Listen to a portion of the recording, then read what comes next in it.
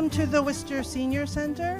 In case you haven't noticed, in the very back of the room, any of you who are familiar with the Isabella Stewart Gardner Museum, you might recognize the window and balcony back there. So there's a photo booth. You can go back there and have your pictures taken in front of the flowers. The other thing is, I would like to call your attention to all the artwork.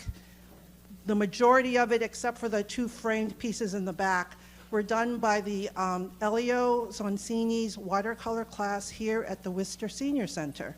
So you'll see it on the bulletin boards, on the pianos, up here in the front, bulletin board in the back here, and all the centerpieces on the tables were done by students in his class. So thank you very much. Okay. And with that, I'm just going to turn you over to our wonderful sponsor from Holy Trinity. Thank you. Good morning. My name is Amy McClune. I'm the Director of Community Outreach, and I am a clinical screener for admissions at Holy Trinity Rehab. Today, we're welcoming a distinguished speaker, Bob Ainsworth, a mystery novelist who has researched a great deal about the Isabella Stewart Gardner Museum. Bob's presentation reviews Isabella Gardner's life, her creation of the museum, the theft on March 18, 1990, of 13 priceless pieces of art, the reasons the theft was successful, and the possible suspects and current locations of the items. We welcome Bob Ainsworth.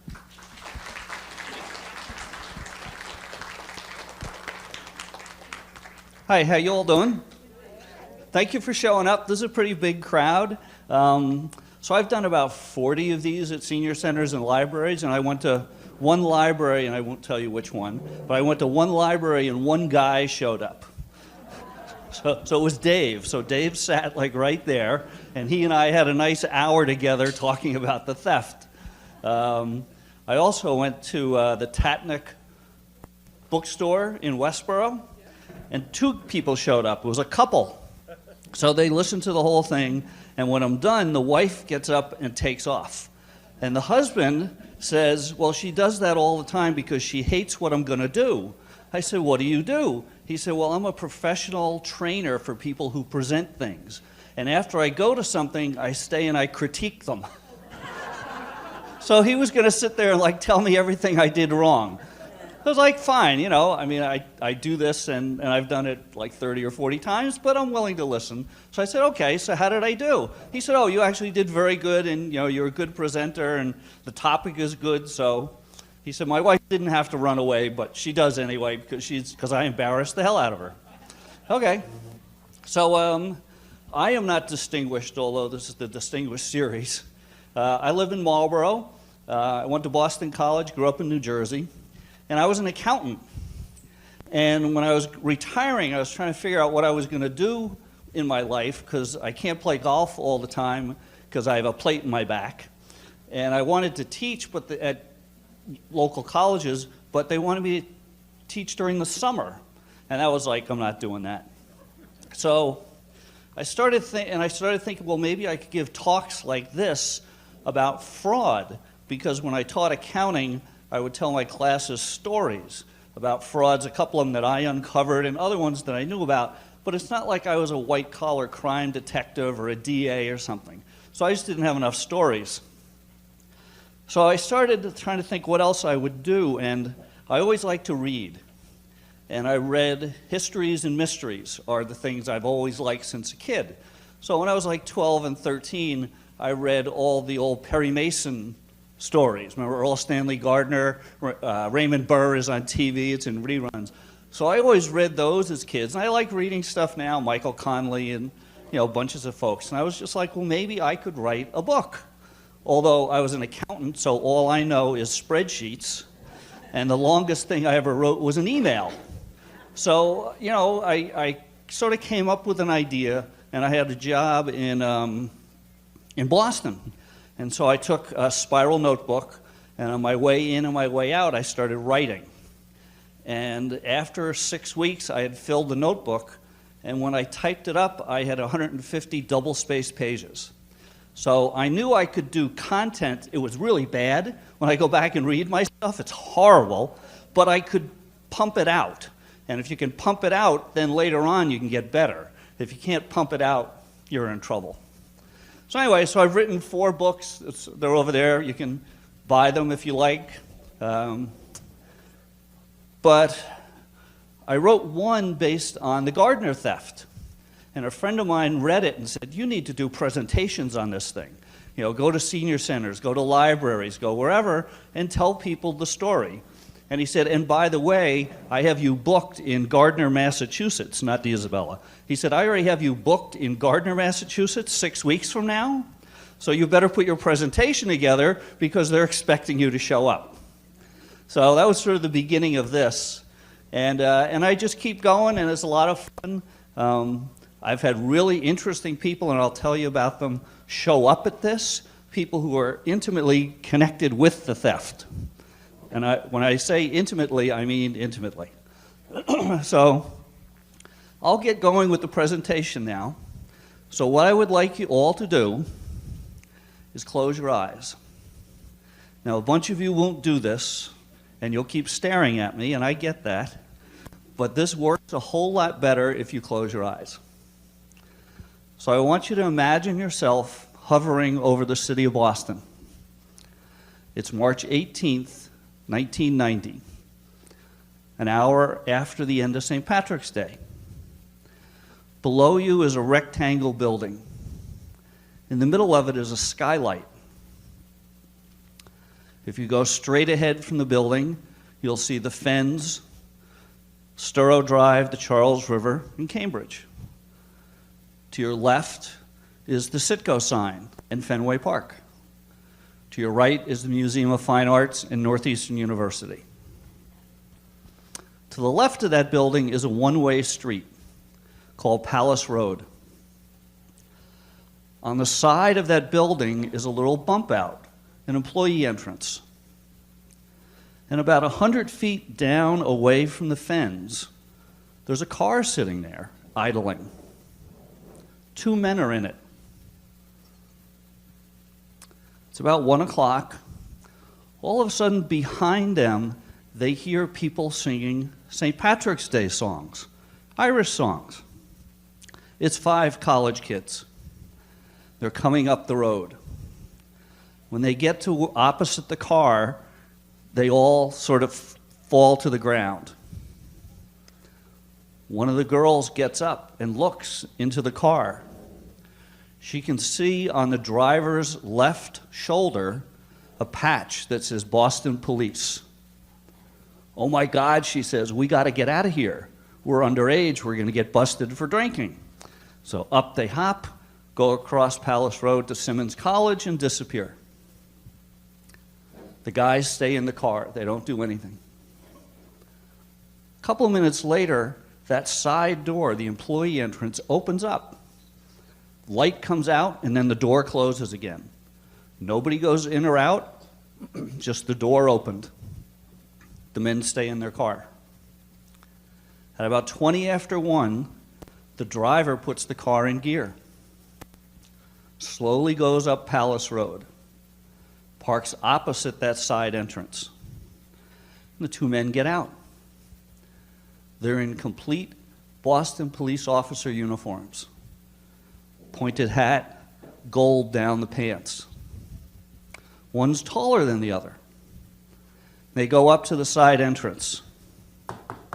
Hey, let us in. We hear there's been a disturbance. They get buzzed in. Now they're in a glass enclosed area. They flash their badges. They get let in again. To their right is a counter, and behind that sits a long-haired hippie security guard. Hey, come over here. We recognize you. The guy comes out from the counter and goes over to the 2 cops. Where's your partner? They ask, because there's always 2 people on duty. Oh, he's on his rounds. Call him. They give him his walkie-talkie.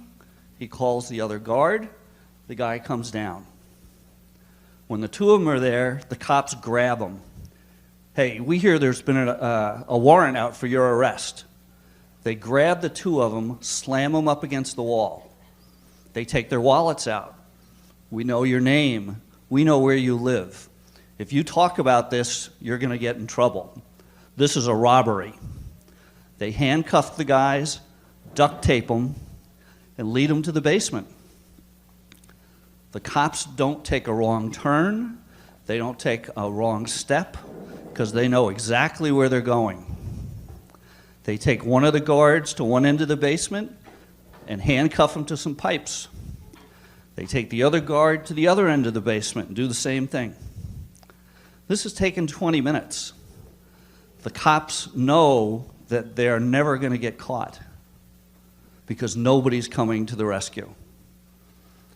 They go upstairs, they skip the first floor, go to the second story. They go to the Dutch room, start taking paintings down, breaking frames, razor blading things. One of the guys goes around the courtyard to the short gallery. He starts taking things down. Then he goes back to help his friend, then back to the short gallery, then they finish up. They've been doing this for an hour. Like I said, they know they're not going to get caught. They bring all 13 items that they're going to steal down to where the security guards area is. They take a broken frame and they put it on the security director's chair as a gotcha.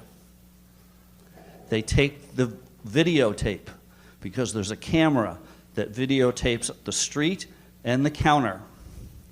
They take a paper tape that shows all the movement in the Gardner, minute by minute. Then they go down the basement, check on the two guards. They're still secure. They come upstairs. Takes them 2 trips to bring the 13 items out to their car.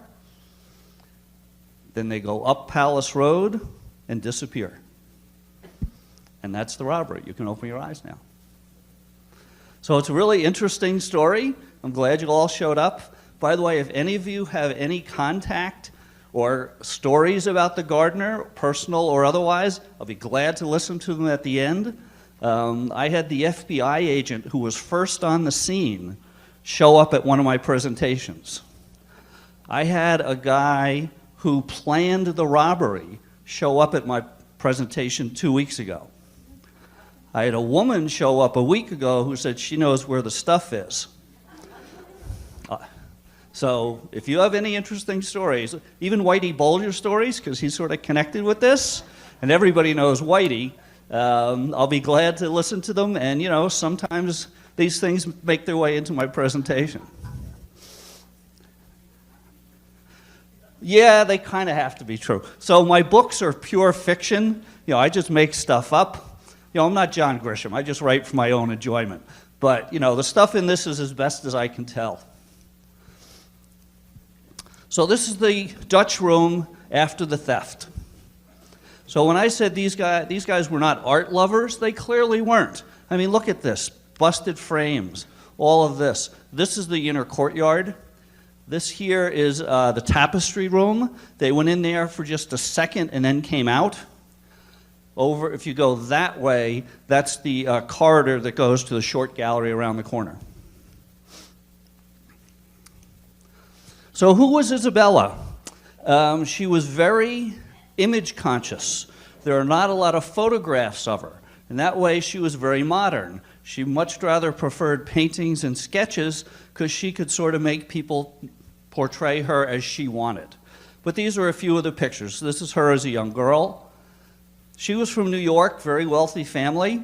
She married Jack Gardner. He was from north of Boston, and he was very wealthy. And that's their engagement picture. A couple of years after they were married, they had a son, Jackie. Unfortunately, he passed away pretty early.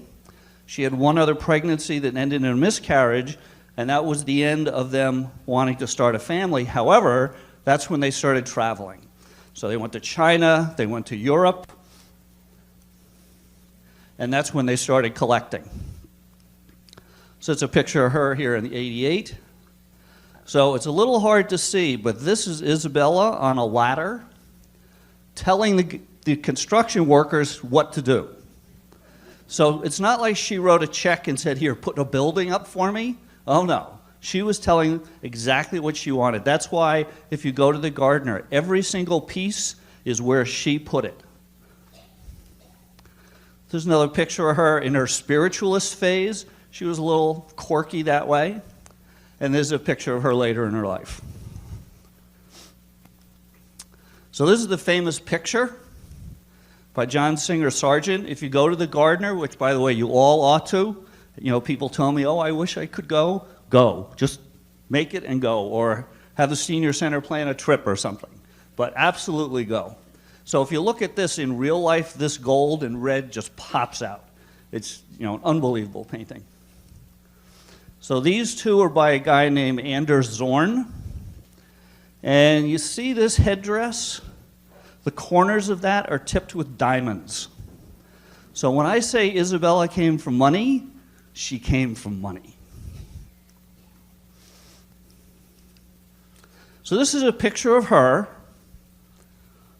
walking Rex the lion up Boylston Street because she borrowed the lion from the zoo and walked him up the street. And there's the Boston Globe article talking about it. So when I said she was quirky, she was also quirky. And so remember, this was the 1880s, 1890s. Women didn't get the right to vote till 1917, I think, the 17th Amendment. So, you know, for her time, she was sort of out there. But she was, you know, drinking beer, smoking cigarettes, playing cards, and, oh my God, driving a car fast. What horror. But as a friend of hers said, she's a millionaire bohemian, the eccentric, the leader of the smart set. She had a lot of artists and writers and painters around her that she supported. So just in some highlights, so she was born, wealthy dad, married John Gardner, went and collected. When her dad died, he left her $1.8 million, which is $78 million. And when Jack died, he left her $2.7 million, which is a little over $100 million. So she had about $180 million to play with. And she did, and that's where the Gardner came from. So she, on that, the Gardner, the fourth floor is where she lived. And that side entrance, that's the employee entrance, that was her personal entrance when she lived there. So this is where they lived before the museum. In a sense, she was a little bit of a hoarder. So, you know, she's filling these two buildings. So this one on the right, so this is on Beacon Street down near the Public Garden. So that's the one that her dad built for them, and then Jack built the other side. So they lived in there until they went into the museum. Both were destroyed, excuse me, by a member of the Draper family who bought the buildings after she moved into the museum. So those buildings aren't there, but that's the building that's there, and there's a little plaque that says this was Isabella's house. So just in case you can't visualize, so here's where the Gardner is, right? Here's the Museum of Fine Arts, Fenway Park, Northeastern. That road, Palace Road, is right there, and this is the Fens. So here's another view that might help you a little better. So there's all of Boston, there's Fenway. So you're probably all going to recognize this next one. South Boston, Whitey Bulger territory. And Whitey maybe is connected with this, or not. We'll see. So I want you to remember three things about this presentation. One I want you to remember is Palace Road, okay? The second thing I want you to remember is TRC Auto Electric. It's a car repair place, 1325 Dorchester Avenue in Dorchester. My wife and I drove by it a month ago because we had a family thing nearby. It's still operating if you want to go there, but you might not. So I want you to remember TRC, Palace Road, and I want you to remember the city of Revere, right? 6 miles north of Boston. So if you remember those things, those are the highlights. So the Gardner, in case you don't know, is an inner courtyard, 4 sides around it, with 4 stories. almost everything there is things that she brought over. So like floors, ceilings, fireplaces are all things that she shipped over. It's not like it's walls with paintings, right? This is a serious place. So everywhere you look, you sort of need to understand it. So as a friend of hers said, if she had inherited money, she would fill it with beautiful objects. And that's exactly what she did. So this is a hotel that she and Jack used to stay at when they went to Italy. And it was sort of the inspiration for the gardener. Here's another building that she also liked.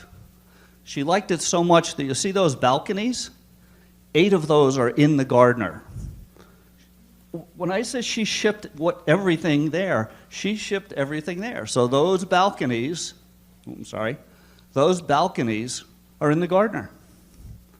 And so this is the inner courtyard. I mean, it's just, especially if you go in winter, you know, when it's dark and dreary here, and you go and you see this in the middle of winter, it's fantastic to see. And you can see on the back side, there's an empty frame. So this is the Fenway before she got going. The Fenway was sort of a yucky place. It was on the outskirts of Boston. It wasn't a important place to live.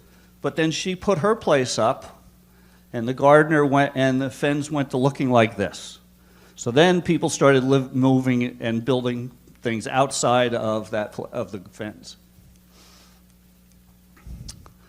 So one big question is, this is a museum with billions of dollars worth of art.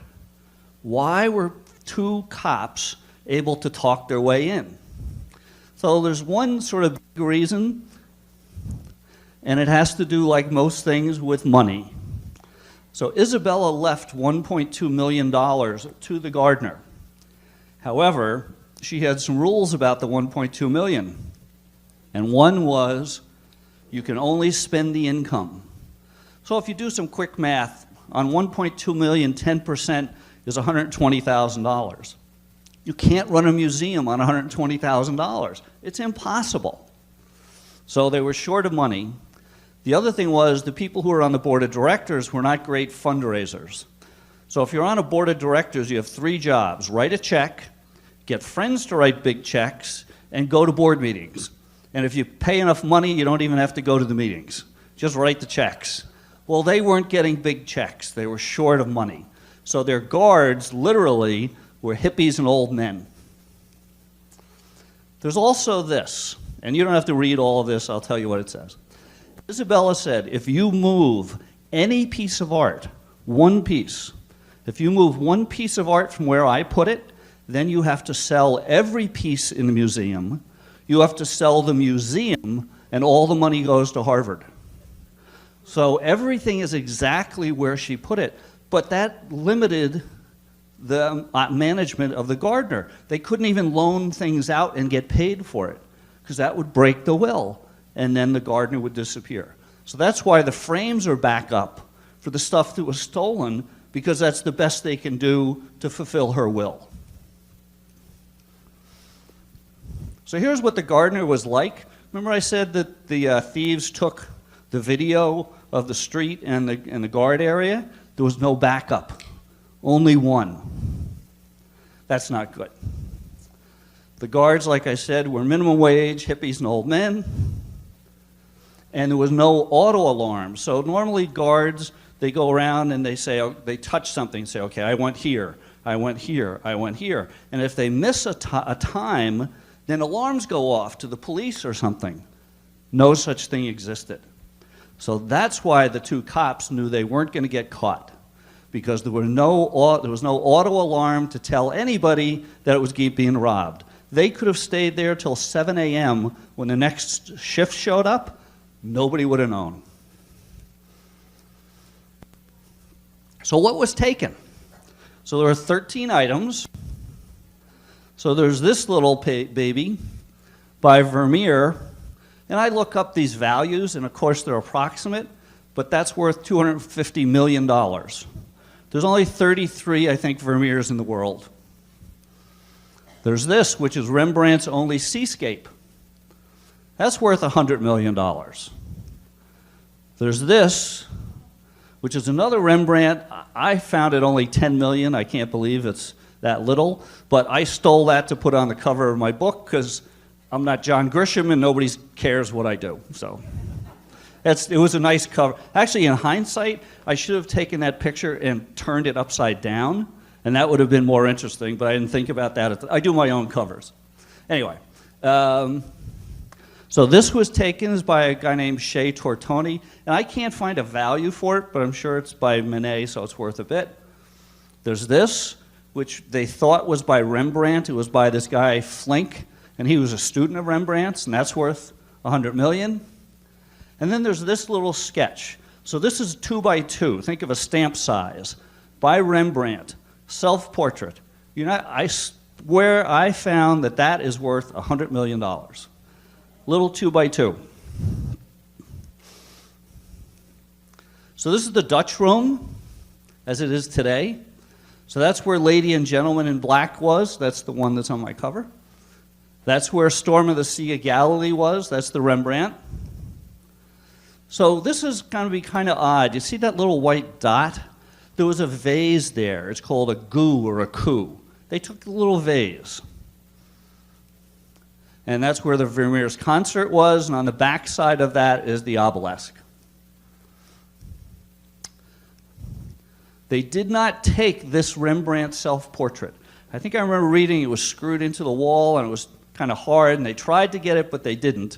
But that little postage size thing was right there, and they took that, because that was easy to grab. Oh, by the way, this floor is from like some Spanish monastery or something. Okay? And there is where you go down to the second room, down there. And this is the Flink on the backside.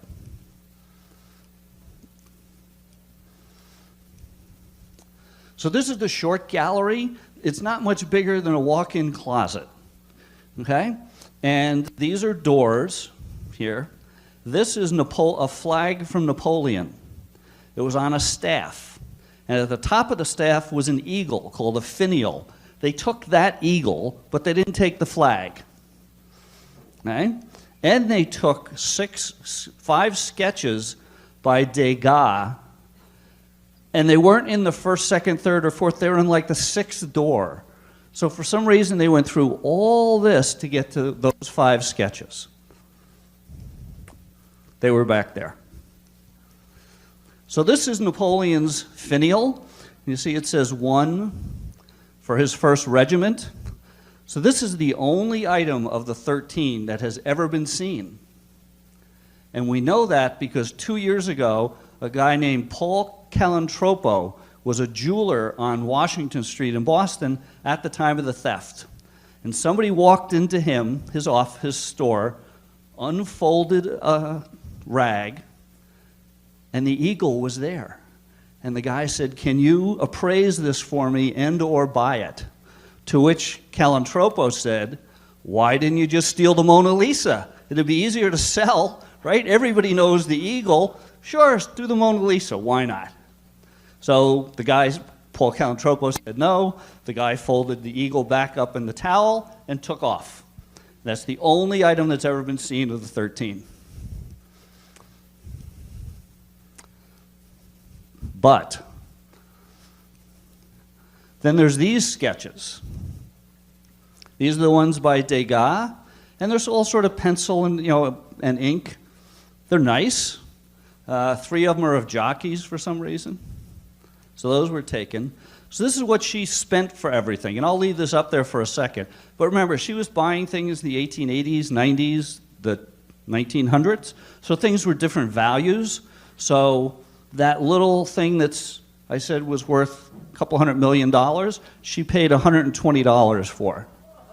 But that's what it was worth at the time. Now the Vermeer she paid $5,600, but that vase, because it was from China, was worth a lot. So things just had different values.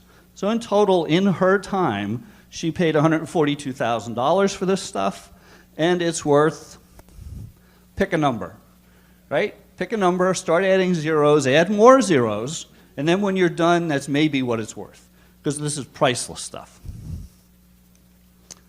So like I said, I was an accountant, so I sort of like details and documents. So I found some receipts of hers for when she bought stuff. So that's her receipt for buying the Chez Tortoni. This is her bill of sale. Oh, this is for shipping the Degas. See, it says Degas right there.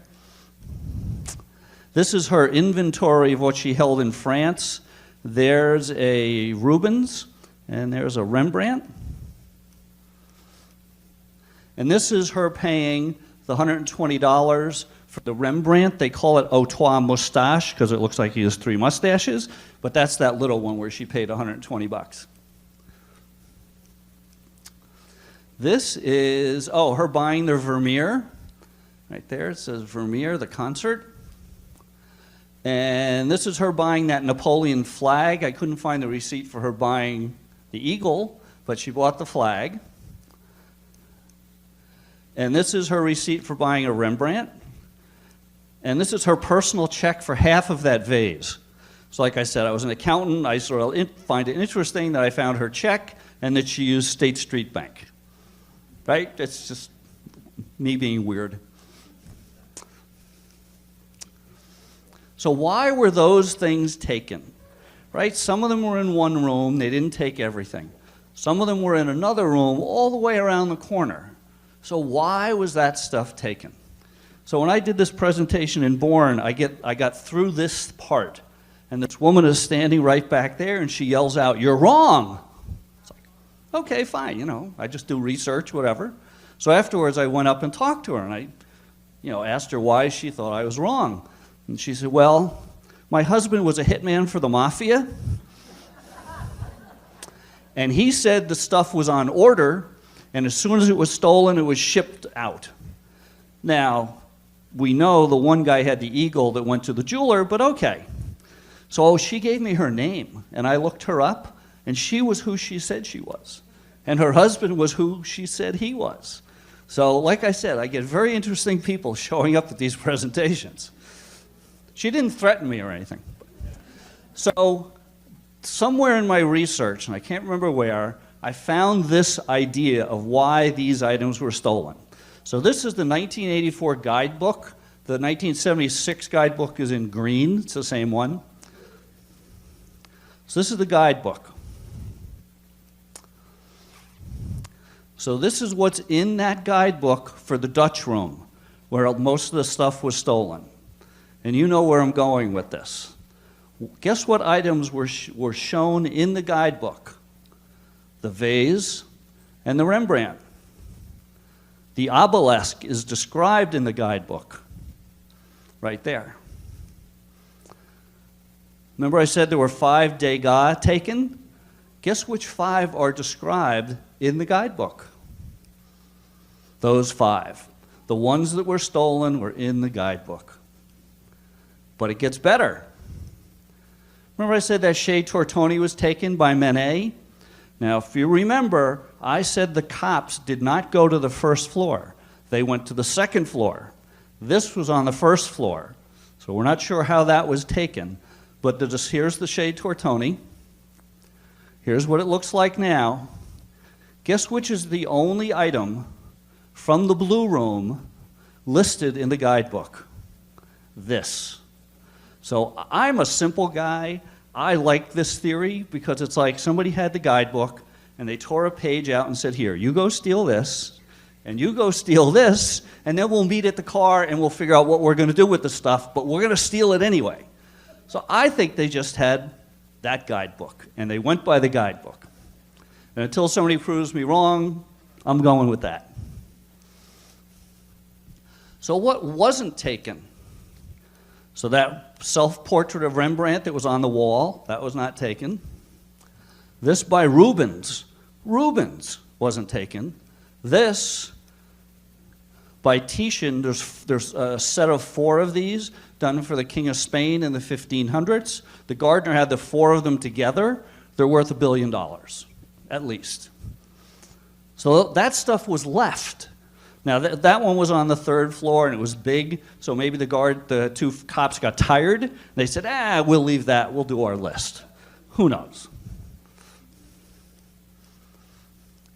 There were other attempts to get into the Gardner, which I'm going to tell you about, especially one the night before the theft. And then I'll go through the theft, and I'll tell you who did it, and I'll tell you who planned it, and I have some ideas about where the stuff is. And you're looking at me like I'm crazy that I know who it is, but the FBI has said who did it. But there's a reason that they were never charged. And then where'd the stuff go? So a decade before the theft, the FBI had an undercover agent who was trying to find stolen art. And that agent heard that there was going to be an attempt to break into the Gardner. So they went to the Gardner and told them, you're going to be robbed. The head of security at the Gardner at that time showed up at one of my meetings. And he was in this meeting. And he said, yep, they told us and we changed some things, but they never got robbed. But back a decade ahead, people were thinking about how can they break into the Gardner. 2 months before the theft, at the Museum of Fine Arts, the backside, the part that's on the fens, not where the Indian statue is, 2 guys in Boston police uniforms go to the back of the MFA. Hey, let us in, and we hear there's been a disturbance. The guard says, I can't let you in. It's against our rules. I have to go find my boss. So he goes running around the MFA, which if you've been there is gigantic, so it takes him about 8 years to find his boss. By the time he gets back, the guys are gone. But 2 guys tried to talk their way into the MFA. The MFA didn't tell anybody. They didn't tell the cops. They didn't tell the Gardner. They kept it a secret. It gets better. 2 weeks before the theft, on that side road, 2 guys are beating another guy up. The guy who's getting beaten up breaks away, goes to the side door. Hey, let me in, I'm getting beat up. The guard says, I can't let you in. He walks away from the side entrance, gets in the car with the 2 guys who are beating him up, and the 3 of them drive away together. Right? Another attempt to get into the Gardner. It gets better. The night before the theft, at least 3, if not 4 people were let into the Gardner. And we know this because we have the tape that the FBI released.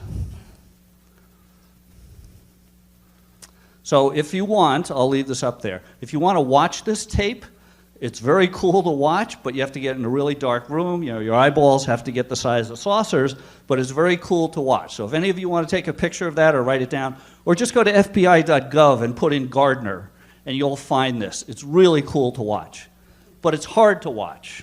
So to spare you that, anybody going to take a picture? Oh, he's writing it down. I'll wait a second. Go ahead. Yes, ma'am. You got a picture? Okay. All right.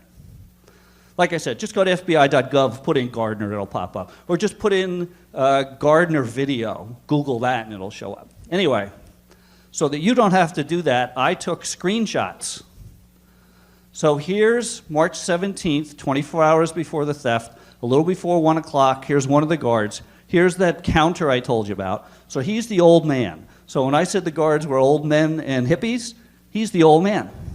I've never found his name. He was not on duty the night of the theft. He called in sick. Never had anything to do with anything. Here's the other guard a couple of seconds later. So he's the hippie. He passed away about 2 months ago, and I'll tell you a little bit more about him. So he's on the phone to somebody just before 1 o'clock. This is Palace Road. Remember I said, remember Palace Road, the side road? This is a car backing up on Palace Road because it was a one-way street. So you see the time, right, 47:19, 48:10. This car backs up and parks opposite the side entrance, which is right there. 48:39, the old guy leaves. 48:58, I don't know if you can see it, there's a person getting out of the car. See, the lights are off, the car is turned off. Somebody gets out of the car and goes towards the side entrance. And here's the hippie hitting the button to let them in. 4915. 4918, see, here's the side entrance. So somebody goes in, right there, but a couple of seconds later, they turn around and come out. So it's like they were in for it's like they walked in, waved, hi, and then left. Don't know why. But there's more. 4931, this guy is in the car, sitting there, right there. Somebody else goes into the Gardner, a second person. And there you see him. Right? So one guy is in the car, and the car, once he got in, the door didn't open because the lights didn't go on. So he's in the car, somebody else just walked in. And here's the guy at 4947. That's not the hippie, that's not the old guy, that's somebody else in the Gardner standing at the gate. And then nothing really happens until 5252 when you see him again, if it's the same guy. And then at 5330, this guy walks in. So that's 3, maybe 4 people going into the Gardner. Nobody is supposed to be in there. A woman who came to one of these things said she was a guard before the theft, and they used to have parties there all the time. The people who were guards would let people in, and they'd have weed parties and walk around the Gardner. 5310, somebody's still in the car. This guy has walked in, but there's another guy there. That's 4. And at 5324, the car is sitting there. 5330, the car drives away, and that's it. So there's not a lot, those are the highlights, and to me it's interesting to watch, but that's a whole lot of traffic into a place where nobody's supposed to go. On August 10th, 2015, the prior Norfolk County DA came forward and said he had a client, and that client knew who the guy was who walked in there. And the client didn't want to tell anybody because he was afraid he was going to get killed. So this lawyer, this ex-DA, he went to the U.S. attorney and told them the name of the guy who went in. Now, nobody's ever been arrested, so maybe there was nothing to it, but he let him in. And that client, really is afraid of getting killed. And the client and the guy who went in were in the antiques business with 2 guys who we will meet. March 18th, I told you about the partiers on the street. The car that was being driven was a 1988 red Dodge Daytona hatchback. So it's not like they drove a gray Toyota, of which there are 8 billion on the road. They had an 88 red Dodge Daytona hatchback. And we know that because the partiers saw the car. I'll tell you a little more about the security guards, the theft, and then when everything was discovered. So these are the statements from the partiers. We know their names. These are their statements. This woman, Nancy Clougherty, she says the guy who was driving the car was not the guy that they did a police sketch from of the 2 guys who went in. She's saying it's a 3rd guy, which gets me to 2 weeks ago, I did this presentation, and a guy who planned the theft was in my audience. And he walked up to me, he's like, well, I want to trade books with you. What do you mean trade books? He hands me the book. He goes, this is me. I'm Miles Connor. He's the last guy left that had anything to do with the theft. Really interesting guy. He said his friend was the driver of that car. Interesting. But, the cops said, you were just a bunch of kids, you were drinking. They didn't really see much. They saw the patch, the girls maybe saw the face, and they saw the car, so they let them go. Here's what an 88 red Dodge Daytona hatchback looks like. That's the car from the night before. So the same car from the night before was used in the theft. Not a lot of brains. So these are the security guards. So here's the hippie. His name is Richard Rick Abath. I had his cousin in the audience. He likes to go by Rick. Nice guy, never had anything to do with wealth, was a teacher, lived up in Vermont, I think. Like I said, passed away a couple of years ago, was interrogated, lie detector test, but was never charged. He was just, I don't know, stupid. He made bad choices letting people in. So this is his house in Alston, Brighton, and they used to throw keg and weed parties there. So, you know, for $5, you go in the basement and smoke and drink and listen to his band. The other guard the night of the theft was a guy named Randy Hested. He was just a fill-in for the old guy, and he had nothing to do with anything. He just got called in at the last minute. So here's the timeline of what I had you imagine. So I'll go through this, but you know, pretty quickly, but you sort of know what happens. So they go in, they talk their way through, they bring everybody down to the basement, then you know, they start going through everything, go to the different rooms, take things down, and then that security system that logged where everybody was stopped working for 15 minutes. They have no idea where anybody was. And then it started up again, and then it stopped again. And they have no idea why. If somebody disconnected it on purpose, nobody knows. So it takes them till 2:45. They're downstairs. They bring stuff in and out to the car, and then Gone Baby Gone, which is a really good book and movie. Ben Affleck directed his brother in it. Really good. It's on a lot. I enjoy that one. So this is the side view, that side entrance, Palace Road, right there. That's the day of the theft. And this is what it looks like now. You know, I've been there and just taken a picture. So this is just another way of imagining the theft. So, you know, they go in here.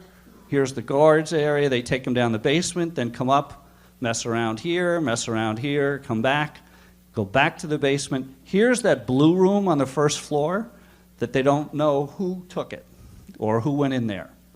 And then, you know, 2:45, they're down here and they drive away up Palace Road that way.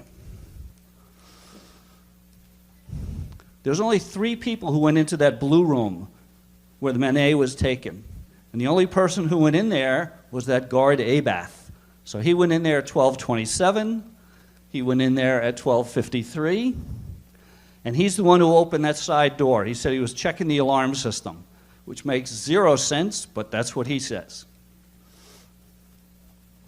But those fake cops never went in that room unless they went in when the system wasn't working. So here's the only thing the fake cops didn't know was that there were 2 copies of this tape. And this tape is what said where everybody was. So you can see 3:18, 1:55, someone's in the Dutch room, investigate immediately. Yeah, no kidding, except nobody can see the tape. And it's not tied to an alarm company. The tape just runs and runs and runs, and nobody notices. That's why the cops knew they were never going to get caught.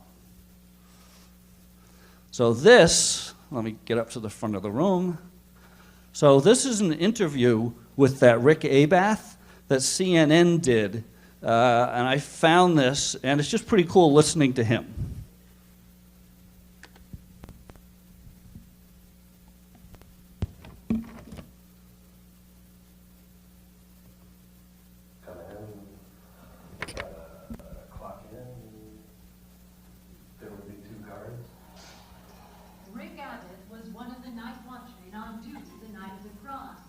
Until now, he's never done a television interview about what happened that night.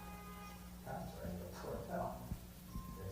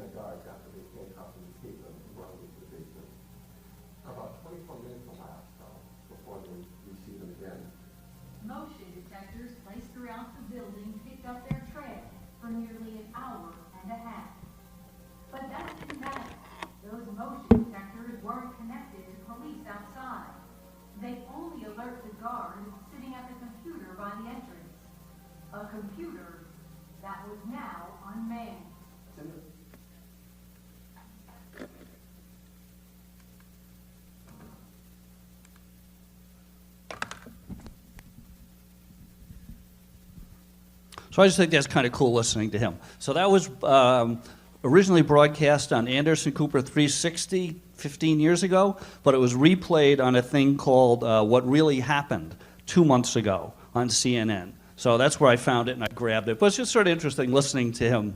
Personally, I would have lost the haircut a long time ago, but you know, that's sort of his deal. So here's what he looked like in the basement, right, when he was duct taped. And yes, that is a knife there, but the knife was there after they found him. It's not like the thieves left him with a knife. So what do we know about the thieves? Well, we know a whole bunch of people got let in the night before, but we don't know we can't see their faces. We know that they drove a red Dodge Daytona hatchback, and we know the timeline from the tape, and the security guards saw the two guys. So we have sketches. So this is the one guard. He's the taller one. So you can see they did mustache, no mustache. And this is the shorter one. And these are the descriptions from the guards. And they're slightly different, right? Gold glasses, none, no mustache, fake mustache. But, you know, these guys were scared. They thought they were going to get killed. And, you know, eyewitnesses are always inaccurate, and they're not trying to lie. They just fill things in, or they misremember, or whatever. So who did it? Was it an inside job? Was it Abath and one of the head of security? Might have been, but probably not.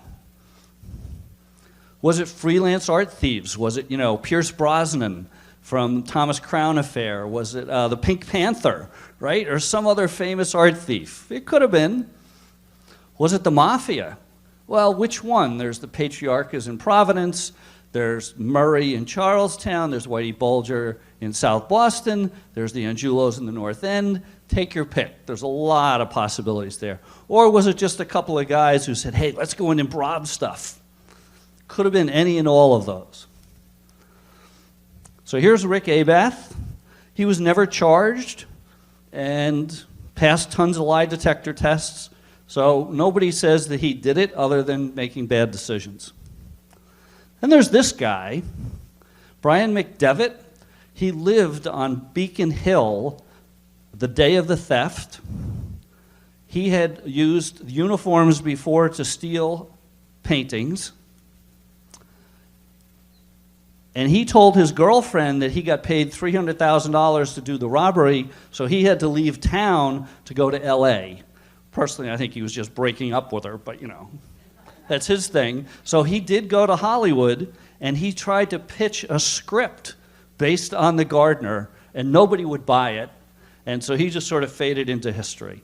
So he didn't do it. But he's an interesting guy. Then there's this guy. This is Miles Connor. This is the guy who showed up at my presentation. And remember I told you about that, which one did he want? He wanted the vase? So my wife while I was talking, my wife was sitting talking to him, and she said, I always wanted to know, why was that vase stolen? And he says, because I told them to, because I wanted it. And the eagle, she said, why was the eagle stolen? She said, because a friend of his wanted that one. So that's his story about what happened. So he was a member of a rock band. He was mildly famous around here. The only problem was he kept going to jail for stealing paintings. So he stole a painting with this guy, Bobby Donati, who was the one who had that finial. These guys are all so connected, it's scary.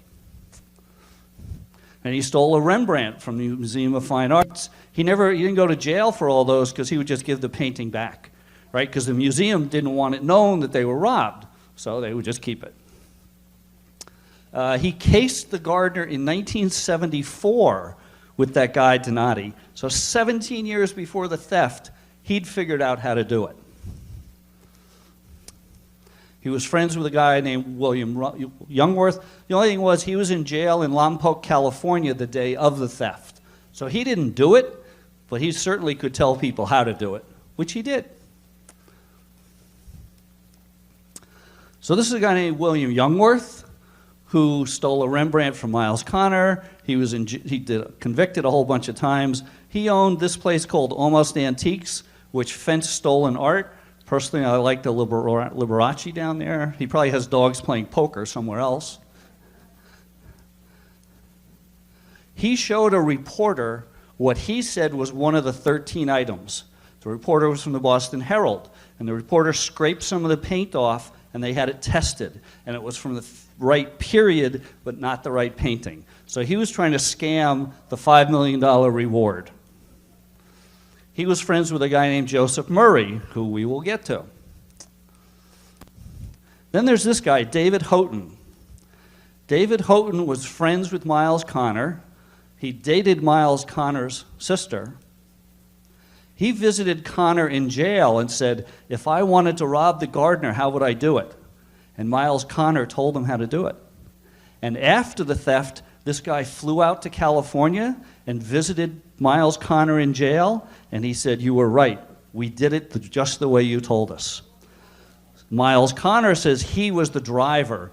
He's the one who doesn't look like the sketches. Because he weighed 350 pounds, and nobody thought, the guards didn't say that it was him. And he passed away soon after the theft. Then there's this guy. Remember I said a decade before the FBI knew that there was going to be a theft? He was the one who was planning the theft. And the reason he was planning the theft was he slept in the gardener as a teenager. He ran away from home when he was 13 or 14 because his dad, the man he thought was his father, was not.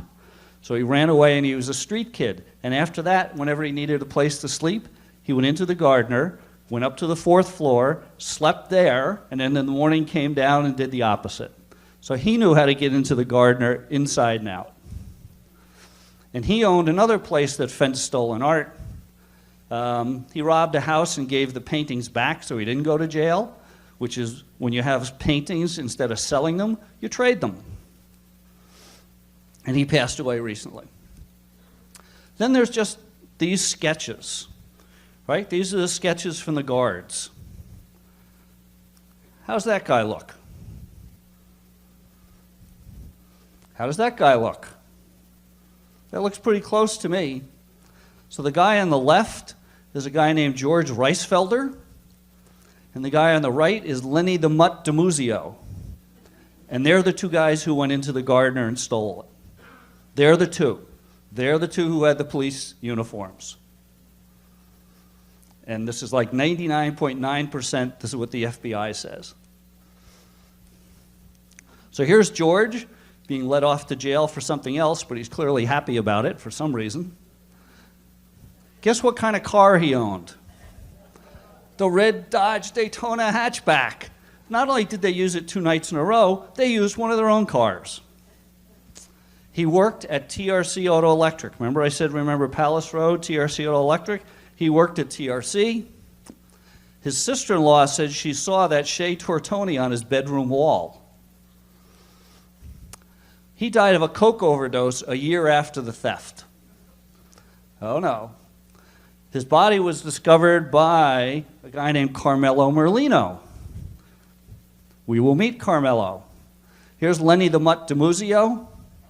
He worked at TRC Auto Electric. He disappeared a year after the theft, and it took them 3 months to find his body because it was in the trunk of a car under a bridge in East Boston. So the 2 guys who went in, gone within a year. This is the guy who allegedly killed Lenny the Mutt DiMuzio. And he worked at okay, sensing a pattern here. So here's Carmelo Merlino. Handsome guy, I think. Exactly. Somebody you'd love to take home to your parents. Say, Dad, Mom, I'm going to marry this guy. He was a Patriarcha underboss, Raymond Patriarcha from Rhode Island. He owned TRC Auto Electric, and out of TRC Auto Electric, he ran a coke ring. So the guy who ran a coke ring discovers one of the thieves dead from a coke overdose. Wonder where that, yeah, amazing. Just coincidence. He had robbed an armored car and did some jail time. The FBI caught him on a tape talking about the theft. Not that he had the stuff. And he also exchanged the painting for reduced jail time, which is what you do with this stuff. And he passed away in 2005. So here's TRC Auto Electric in Dorchester. It's still there. You could get your car fixed. If you want cocaine, I don't think you can get it there. I think they've cleaned that up, but find your own source. So here's everybody who worked at TRC Auto Electric. George, Lenny, Bobby Donati, right? The guy who had the Eagle, he worked there. David Turner, the guy who killed the mutt. David Houghton, the heavyset guy. Tony Romano, he wore the wire that caught Carmelo Merlino talking about the theft. And Carmelo himself. All 7 of them worked at TRC Auto Electric. So you have to think about this in terms of levels. So there's the 2 guys who went in, they were just guys who went in. Then somebody got them the police uniforms, but other people planned it and maybe had the distribution of things. So this could have been planned by our buddy, Whitey, right? So I was in the hospital a few years ago and I had a roommate and we're just talking and he's saying, so, what do you do in retirement? And I said, well, I'm writing this book called Duped on the Gardner theft. And he starts laughing at me. I'm like, why are you laughing at me? He said, I can't tell you, I'll have to kill you. So I'm there 3 days, and on my last day, I go around the curtain, I sit on his bed. I'm like, John, you have to tell me why you're laughing at me. He said, fine, I'll tell you. He said, so he was a Korean War vet, worked his way up from being a bouncer to owning a restaurant, and he owned a restaurant with Whitey Bulger, a clean restaurant, not like a hangout, a nice restaurant. And he said, I'm telling you, Whitey did the theft. So this woman, back there was telling me, no, the mafia did it. And this guy's telling me Whitey did it. I don't think Whitey did it. It wasn't his thing besides killing people. He did things like steal your $1 million lottery ticket or take over your liquor store. But the real thing he did was he got 15% of all the crime in South Boston. And he told Fleming and Weeks, his guys, to find out who did the theft so he could get his 15%. So if he's trying to get his 15%, he didn't do it. And this was way too sophisticated. Besides, when they found him in Santa Monica, he had like $1 million on him and a bunch of guns. If he had done this, he would have had tens of millions and he would have been in Switzerland or someplace. So I don't think Whitey did it. It's not his style. So remember I mentioned Charles Murray. Anybody remember the Valhalla? What's the Valhalla? Nope. What's the Valhalla? Gun running to the IRA. So Whitey and Charles Murray bought guns, put them on this boat that left from Gloucester, goes across the Atlantic to give guns to the IRA, but when they get there, there's a turncoat. He takes the guns to give them to the government. The boat comes all the way back, everybody gets busted. So one theory is Whitey did this to give the paintings to the IRA so they could sell them to buy guns. Way too complicated. But it's a nice story. So as an aside, you have to think about the Gardner like the Kennedy assassination, right? There was never a trial, nobody was charged, evidence was never presented. Nobody's ever been charged in this, evidence has never been presented. So there's just tons of theories. So then there's this guy, Bobby Donati. He's the one with the Eagle. He's the one who cased the Gardner with Miles Connor. This is his boss. So he was a driver for this guy who was called, he stole art. He worked at TRC. His boss was Vinny the Animal Ferrara, who was like the underboss in the Angiulo family. I know, I don't make these names up, they do. But one theory is he helped steal the paintings to get his boss out of jail. Good theory. So Donati was the one who had the finial, went to the jeweler. He's the one who had the police uniforms. The night before the theft, he was in a Revere bar showing off the uniforms that he had on him. They were in a paper bag, and he's showing everybody at the bar, hey, look what I got. He's the one who gave them the uniforms. He's the one who hired the 2 guys, right? So now we're a level up. This is where he lived in Everett, and they tore that house apart, and they didn't find anything. unfortunately, like everybody else in this story,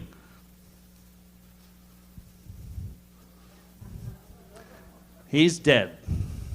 So he was beaten to a pulp on his front steps, stuffed in the trunk of his car, and then the car was parked somewhere else in Revere. And not that his death is funny, I'm not making fun of that, but this is funny. So this is the police thing, and it says, "We have no suspects, unfortunately, in this kind of case. Not many witnesses come forward." Yeah, no kidding, you're gonna get killed, right? So, just another unsolved mafia crime. By the way, I went to Revere and gave this presentation because a friend of mine lives in Revere, and I spent an afternoon with his mafia cousin talking about this and all the mafia stuff that goes on in Revere. It was a great afternoon. But when I went to do the presentation, my family was convinced I was going to get killed. But my friend said his cousins would be there and protect me, and clearly I didn't get killed. So here's another guy named Bobby Guarente. So this is now we're getting a level up. So he hung out at TRC Auto Electric. He was a father figure to David Turner. His widow said a guy named Bobby Gentile, that he gave some pieces to Bobby Gentile. Other people said that he put all the paintings in the slab of a house in Orlando, Florida. They jackhammered that and didn't find anything. He died in '04.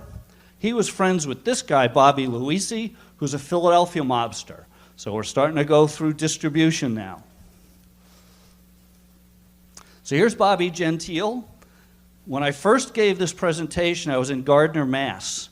And the director came to me and said he got a phone call that this guy had all the stuff.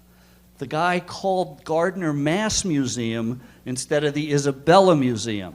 But the director knew what to do, and he called the FBI. They came out, they grabbed the recording, and the next day, they tore this guy's house apart. And in the bottom of that shed, they found an article about the Gardner, and they found a list of the 13 items and what you could sell them for on the street. So, like I said, we're starting to get up to distribution now. And he just passed away. So then there's this guy, sort of a, bad luck. His name's Jimmy Irish Jim Marks. He bragged that he had 2 of the paintings. He was friends with Bobby Guarente. They were up in Maine together. They said, hey, let's go down to Revere. We're going to go see a movie. They drive their 2 cars down to Revere. He says, oh, I have to go into my house for a minute. So he goes, there's his apartment. See that light there? The light bulb was unscrewed. So while he's fiddling with his keys, trying to open the door,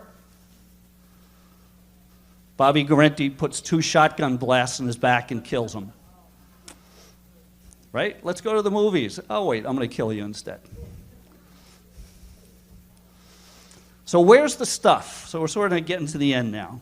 So where could it be? Well, it could be in some suburb. Oh, that's the other thing. I had a woman come to me and said her husband had taken pictures of the Gardner items after they'd been stolen.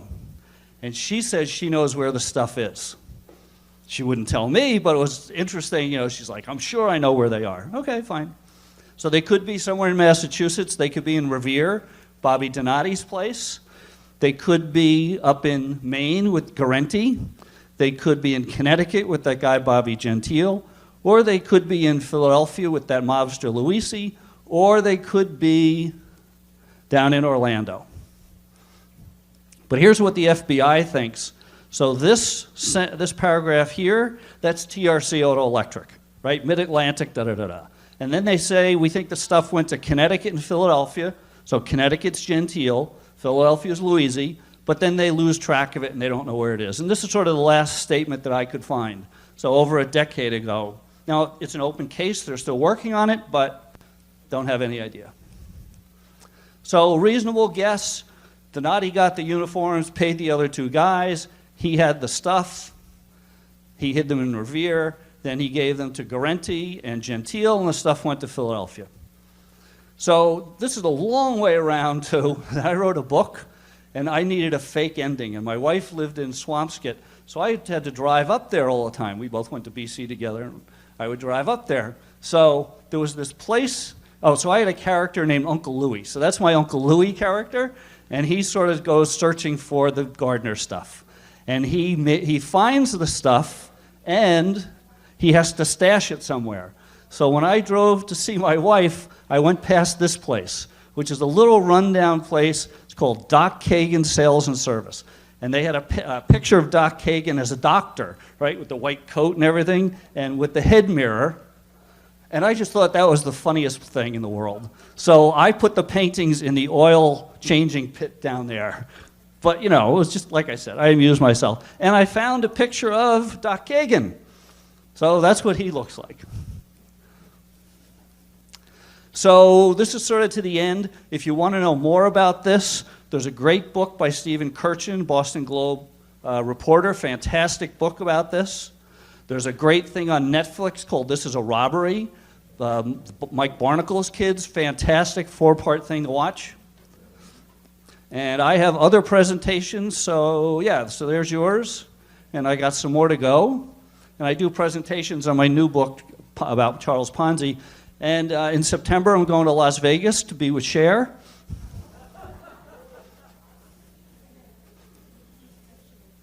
So these are my other books. So Cond is set on Nantucket and introduces my character, Harry Bartlett, and he finds his friend dead in a snapping turtle pond, and then he has to figure out where the guy's wealth went, because the guy was incredibly rich. This book is about these look-alike women that I created a name for called doppelschwindlers. So they're look-alike doppelgangers, and they run Ponzi schemes to steal money. Then I have this book, Ponzi, that just came out, so I put my character, Harry Bartlett's grandparents in this one in Boston in 1920 about Charles Ponzi. So I just put that one out. My next book is going to be about sports frauds and scams. That's coming out next year. And then this is a book about small-town fraud. And then this next one is going to be about a political thriller called The Last Unindicted Mayor. So I do all these. So this one came from a friend of mine because his dad was the last unindicted mayor in a city. And I just thought it was a great title, so I'm going to figure out how to write a book about it. And I do all my own covers, and I like this cover. So let's see. So all my books are on hardcover. That's the Gutenberg Bible. They're in paperback, right? Paperback Writer by the Beatles. They're in ebooks, and they're in audiobooks. So if you want to listen to it instead of reading it, you can find all my books that they're read by an artificial intelligence voice. And that's it, and I'm done. Thank you.